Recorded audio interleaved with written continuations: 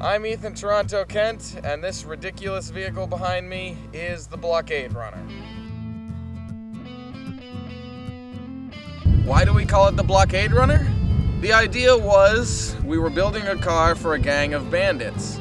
So we kind of geared the entire car's design toward that idea of keeping it as a getaway vehicle. On the hood we have a fake supercharger, which I built out of just various parts that I found around.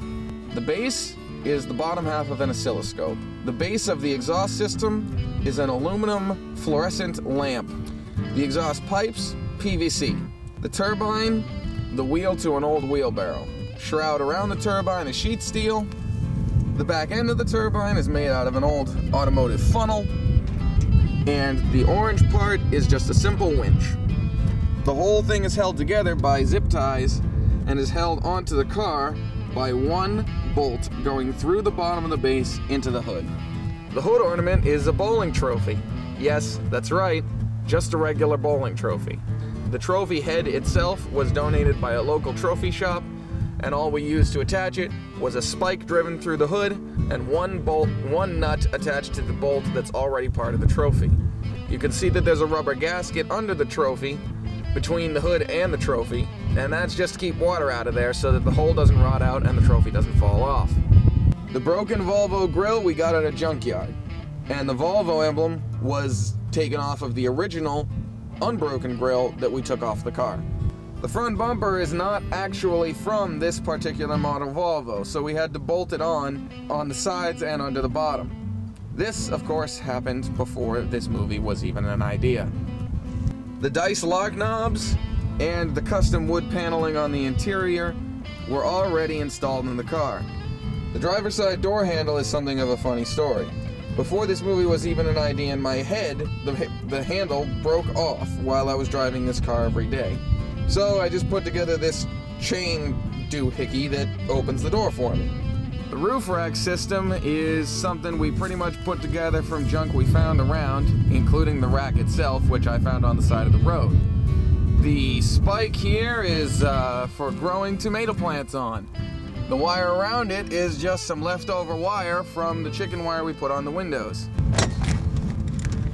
We made the sunroof into a sort of a tank hatch kind of thing because it was already broken, so why not break it some more?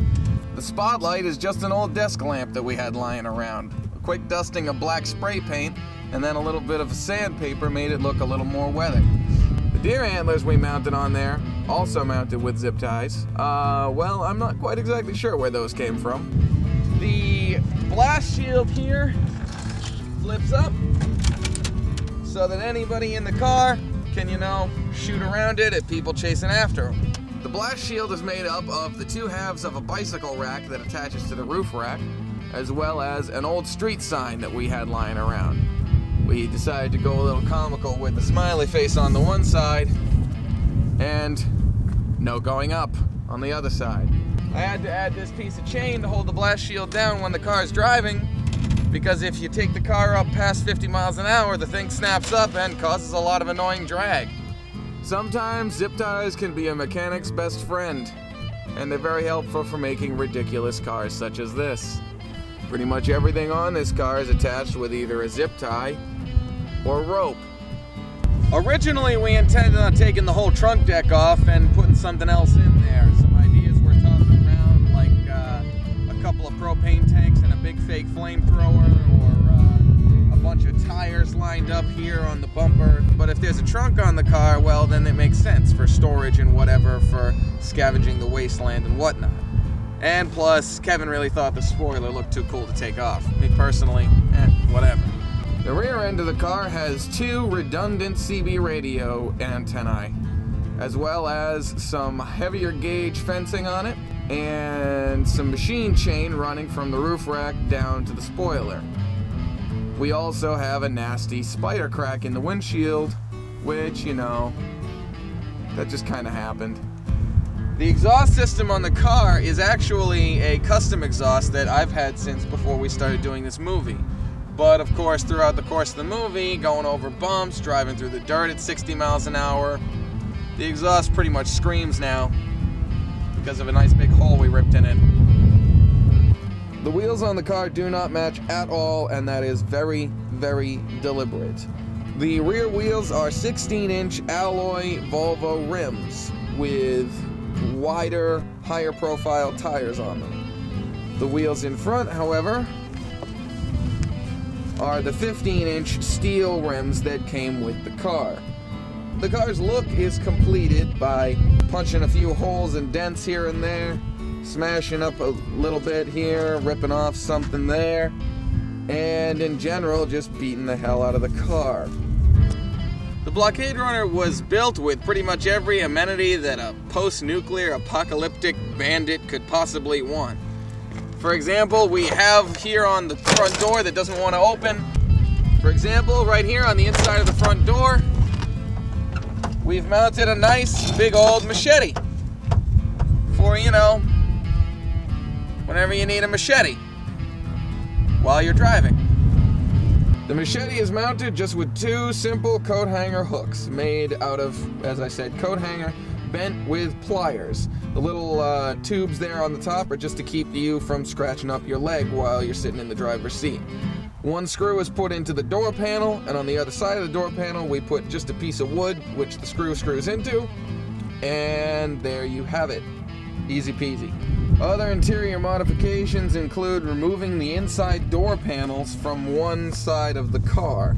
That's easy enough to do. All you have to do is take off a couple of clips and a couple of screws usually, and the door panels fall right off, quite literally.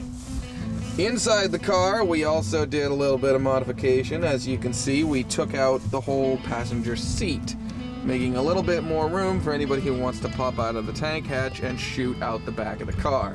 We've also got this handy little gun rack right here that my sawed-off shotgun is happily modeling for us. It's a fake shotgun, doesn't work, just to let you know, ATF. And we have a bit of electronics here. Here we have a circuit board and controls from one section of an oscilloscope. And our little booster switch thing here, because, you know, every post-apocalyptic car needs some kind of booster, is just a block of wood with a little transformer guy screwed on there. And this lever is made up out of a couple of different levers and a couple of different plungers and some other mechanical bits here and there.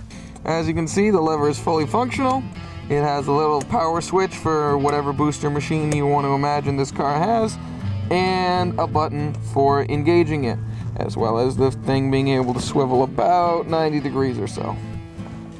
On the ceiling, we've also got some miscellaneous little toggle switches here that don't really do anything, but they're there for the look of it. And we've got a CB radio, because what post-apocalyptic vehicle would be complete without a way to talk to post-apocalyptic truckers? And of course, when you're building a post-apocalyptic vehicle, the last thing you gotta do is fill it with junk. There's lots of props and various items in the car that never got put to use in the movie. And frankly, most of the features that we built into it didn't make it in either. Well, that's the last of it. Here you are, the Blockade Runner. It was my everyday driving car for about 6 or 7 years or so almost. And now it's an actor in my movie. After that, unless somebody wants it, it's going to the dump, or possibly a demolition derby. So hopefully, if we have time, we'll make a few more movies with it, and if not, well, this car's done good, so we can retire it. Anyway, thanks for watching, and if you build a car like this, good luck. Try not to make one that's quite so unsafe.